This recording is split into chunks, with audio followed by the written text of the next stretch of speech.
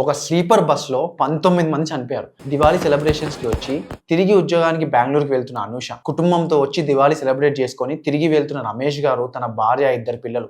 అసలు ఈ ఇన్సిడెంట్ గురించి తెలుసుకునే కొద్దీ ప్రతి విషయం బాధను కలిగిస్తూనే ఉంది. లైఫ్లో ఎప్పుడు ఏం జరుగుతుంది అనేది ఎవ్వరూ అంచనా వేయలేం. పాపం మా ఫ్యామిలీ మెంబర్స్కి ఏం తెలుసు, ఆ రోజు బస్సు ఎక్కించిన వాళ్ళు ఇంకా మళ్ళీ తిరిగి రారు అని.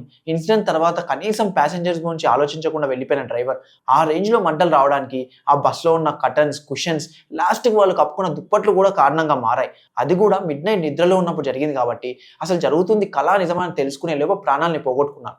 ఈ ఇన్సిడెంట్ నుంచి బయటపడ్డ కొందరు ఏమని చెప్తున్నారంటే, మేము అలా బయటకు వస్తున్నప్పుడు మమ్మల్ని పట్టించుకోకుండా ఫోటోలు, వీడియోలు తీస్తున్నారు అని. ఇంకా మిగిలిన వాళ్ళ ఫోన్లు అన్నీ కూడా పాప అందులో కాలిపోయాయి. చాలా మంది దగ్గర ఏమీ బయటకు వచ్చిన వాళ్ళ దగ్గర ఏమీ రాలేదు.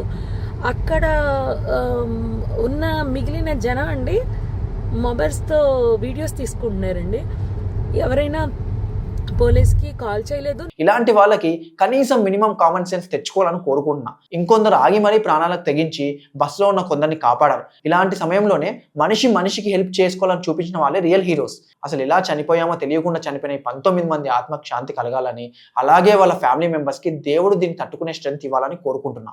ఇంతకు మించి ఏం చేయలేను నేను, ఈ వీడియో మాత్రమే చేయగలను. కానీ ఇకపై ఇలాంటి మిస్టేక్స్ జరగకుండా స్పీడ్ లాక్స్ పెట్టడం, బస్ ఫిట్నెస్ కండిషన్స్ని మానిటర్ చేయడం, హెవీ వెహికల్ డ్రైవర్స్కి కౌన్సిలింగ్ ఇవ్వడం లాంటివి గవర్నమెంట్ మాత్రమే చేయగలదు.